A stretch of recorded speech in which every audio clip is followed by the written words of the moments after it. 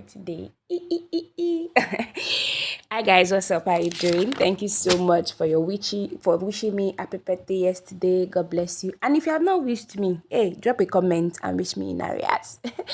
All right, in case you are listening to this any time of the year, maybe in 2025, in 2029, know that I had you in mind when I was recording this. I'm grateful for the opportunity to be able to share this with you. So, guys, today is the last day for this week that we've been talking about the importance of identity, becoming a master of our mind, becoming a master in our mind, you get. And we've talked about embracing, which has to do with faith. We've talked about agreeing, which has to do with gratitude. We've talked about capitalizing, which had to do with destiny. We've talked about belonging, which had to do with identity itself. And in today's episode, we want to talk about becoming, which has to do with purpose. How many times have you heard somebody say the journey of becoming? There's even a book, Michelle Obama wrote a book, Becoming. Like there are numerous things on the internet about the becoming. So today in this so fast, we want to look at the area of becoming and want to focus on purpose. I love this particular episode so much. Like I love this episode so much. I say episode. I love today's fast so much, guys. Don't mind me. Don't mind me. I'm still in the birthday, enjoyment. All right, so let's look at it real quick, right? So, like I used to do, I'm going to talk to you about some of the few things that stood out in today's fast. And I hope that you are also taking out time to, read, to meditate, to brainstorm in your own, in your own capacity too. So, let's dive right into it real quick. All right, the first thing that came to my mind is it says that is what I wrote. I said, God has a much larger dream for you than you can even imagine. When I read this, the first thing I did was I tried to imagine what are the dreams I have for myself. I tried to imagine those dreams, and then I read it again. I said, God has much larger dreams. And then I'm like, okay, if my dreams are like a whole foolscap sheet, and you're telling me that God has more. So does that mean that God has a whole higher education notes? That's the way you should think. The next thing I wrote is that your purpose has been woven into the very fabric of your being. So, purpose is not something that will happen at the end of the day. No. Purpose is something that is already in you. It's like a seed that has already been planted in you. For example, now, nobody makes the people that make chairs and stuff now. Okay, for example, let's use your phone that you're currently using. I'm very sure that the people that made this phone already know what the phone recorder can do. That is why they put the phone recorder there. So that by the time somebody like me thinks of making a podcast, I can go and use my phone recorder to record and then use some visualization app to make it into a podcast that I can now upload on YouTube. Did you see? Did you get what I'm saying? So for everything that is made in life right now, it has a reason. So definitely you have a reason for being in this world. Do you get? So you and I were intended to live small, but to grow into the vastness of our potential the entire universe offers. Now, God could have just, when we were small babies, can you imagine, like when we were small babies, like when we don't, like the only thing that we could do it was to take breast milk. That's to tell you that the potential has been put in us, and the more we grow, the more the potential too is growing. So now imagine, how old are you currently? You have, like, just imagine if God says your potential grows with respect to your age. Imagine how much my imagination sometimes, and guys. All right, so another thing I wrote, I said the walls you build to keep others out also keep you boxed in. Oh my God. I think I learned this one of the things I learned last year, that if I'm trying to say I don't want to get hot, I don't want to do this, I don't want to do that, I will keep living and being in that bubble. Whereas there are plenty things outside that bubble. Do you get? So this is what I tell myself, no problem, even if I get hot. But I trust me to be able to say, to be able to outgrow the hurt, to be able to forgive myself, and to be able to overcome it. Because see, the world is moving, the world is evolving, and if you keep putting yourself in a bubble, they are going to leave you at the back. Do you get? So staying where you are is neither possible nor normal. Like staying where you are, the only thing you can do where you are is you can start with what you are, but you should never stay where you are. Like you should never keep for 10 years. You shouldn't don't stay how you are for 10 years. Grow. Do you understand? And then those in search of purpose and authenticity have a drive to grow continually beyond where they currently are.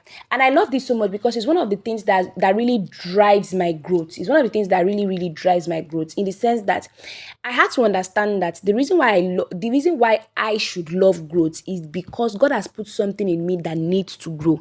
So growth is like one of the ways by which I get to let God understand that I acknowledge you put something in me, and I'm willing to put what you put in me to use. Do you get? So if you believe that God has a purpose for you, then you have to love and be committed to growth. Sincerely, I feel like me being committed to growth and me loving growth so much, because I was like, why are you always paying for courses? Why are you always doing this, doing that? The reason why I do that is because I know that there's something in me that God has put in me that requires growth, that needs to be committed to growth. Sure, you get. So it is when you open yourself to people who will push you, like coaches, like counselors, like spiritual leaders, like empowerment groups, like, for example, this podcast that you're currently listening to. It is when you open up yourself to things like this that you get to a greater height, and then real changes will happen. The template of growth is first of all Jesus Christ. I tell you, I kid you not. Even Jesus had to grow. Even Jesus had to learn carpentry work. Even Jesus had to go into the wilderness to pray to the Lord, to ask him things to do. Even Jesus had to, for 30 years, prepare for a ministry of 3 years. So it's not like when we talk about growth, it's not like we are trying to say it, pay, want your money, want you to pay for courses, you want you to do this. No, it's not because of that. It's largely because if truly you believe you are a child of God, if truly you believe you're a child of, even God said something, he said, as newborn babes, desire the same milk of God, because he knows that you can't trust, you can't believe in God. You can't say I'm a child of God and not be a growth person. It's not correlate. So if truly, one of the ways to really prove that you're a child of God is to be committed to growth. Very, very simple. You have to become like him. See, the first thing is he wants you to become like him. Yeah, like a mirror building. Do you get? And then after you become like him, then he wants you to become the person he has in mind of you. Oh my God. I remember, hey, are you ready for what I'm about to tell you? I remember when I first read that statement that becoming the person he has in the mind of you. I remember when I read that first time in the month of August. I believe it was August. I'm not sure, August or September 2023. When I read it, that there is a version of me in God's art. Oh my God. Like, I was mind blown when I read that there is a version of me in God's art. For example, there is a version of me that, like, me being multi-potential did not catch God by surprise. It didn't catch God by surprise. Me being a wife, a daughter, a mother, all these things, all these amazing things that I am privileged to be, it did not catch God by surprise. So what I did was, immediately I understood that it's not catching God by surprise. So can I do it all? Yes, I can do it all with God's help. When I start seeking, I start saying, okay, God, how am I in your mind to be a mother?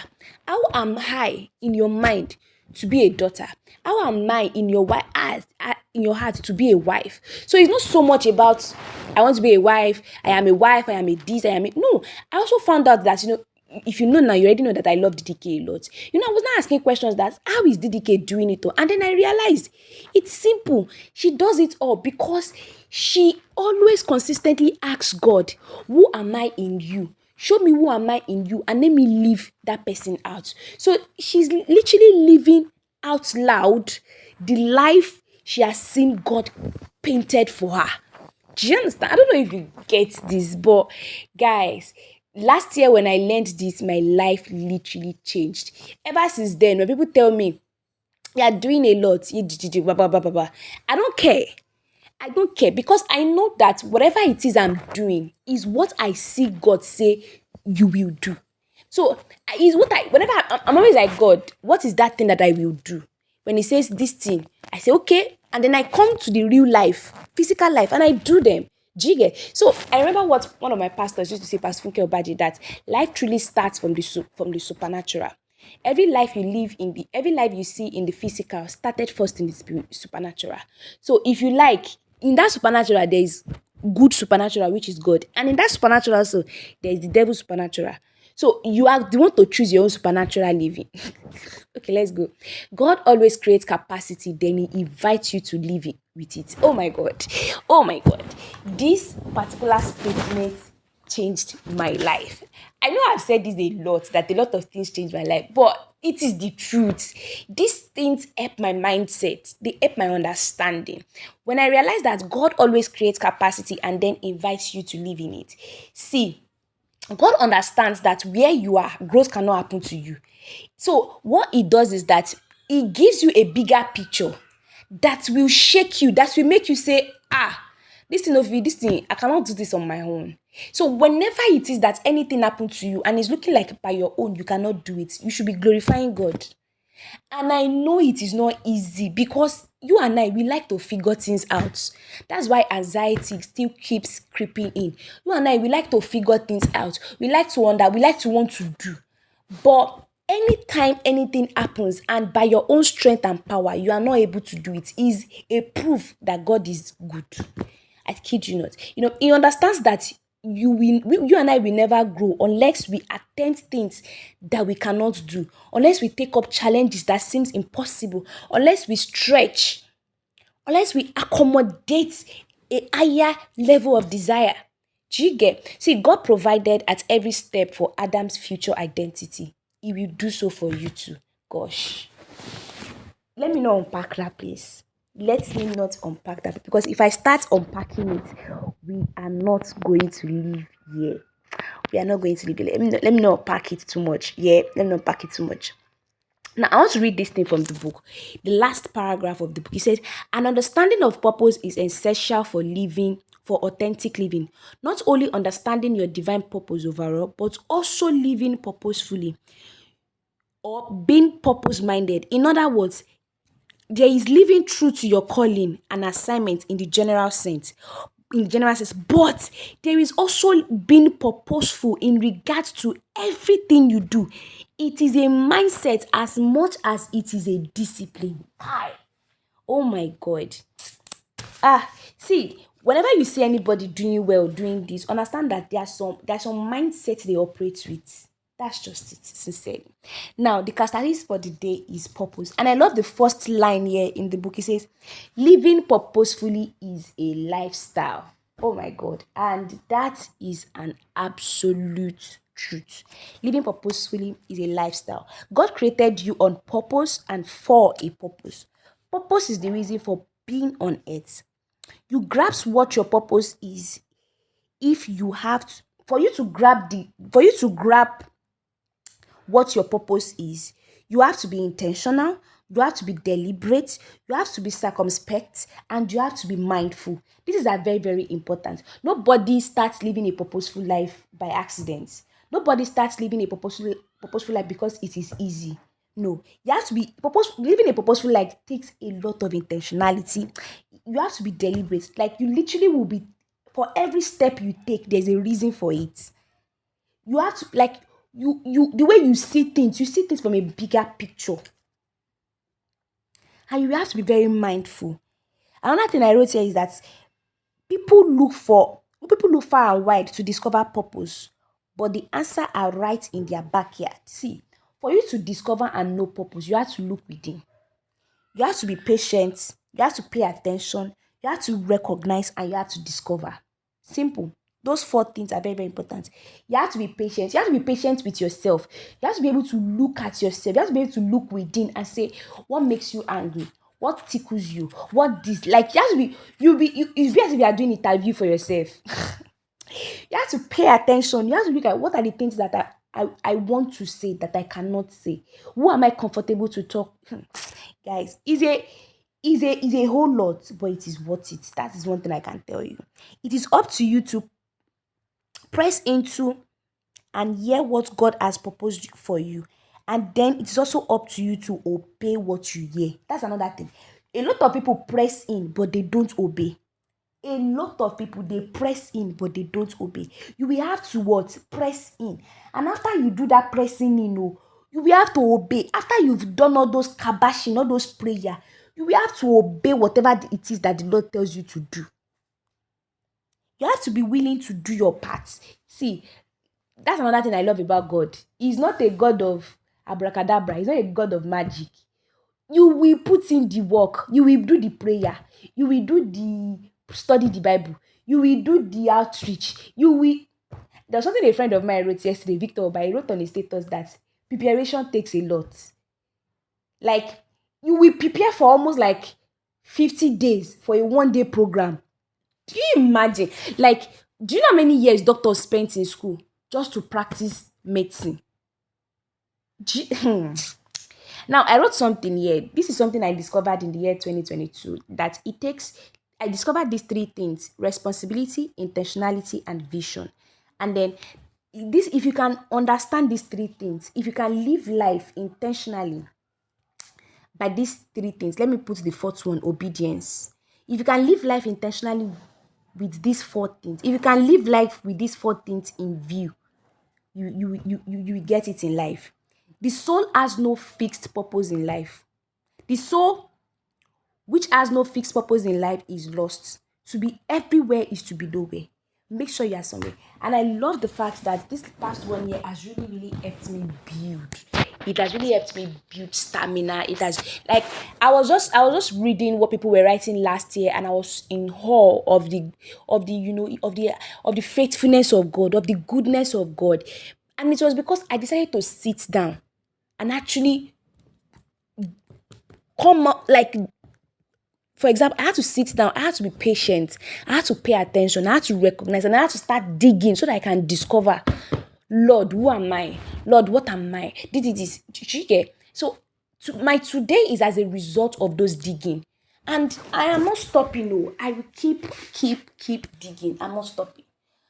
Guys, that is it for this week, and that is it for today. Next week, by the grace of God, we'll start by looking at another amazing.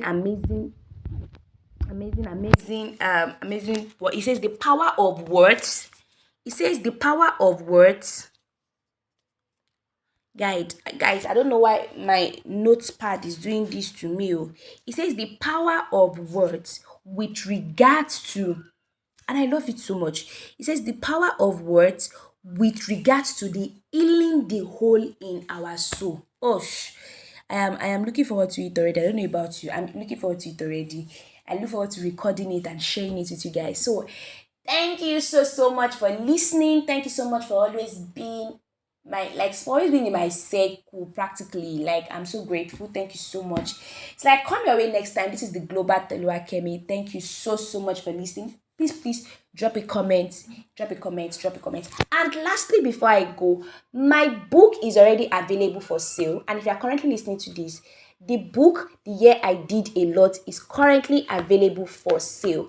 And what I did is that for the first 100 people that purchase it, they will get a 50% discount. So I'm going to drop the details in the bio, in everywhere. I'm just going to drop, and I'm also going to drop the link for you to pre-order it. So make sure you order a copy for yourself. You read it, share with me my DM what stood out for you in the book that I wrote, and let's communicate. Let's negotiate. I say negotiate. Let's communicate. See, the accountant in me, God bless me, Sha. Thank you so much for listening. It's like, come your way next time, which is next week. Bye. And in case you're listening to the replay, I guess it is not next week, right? All right. Thank you so much. Bye.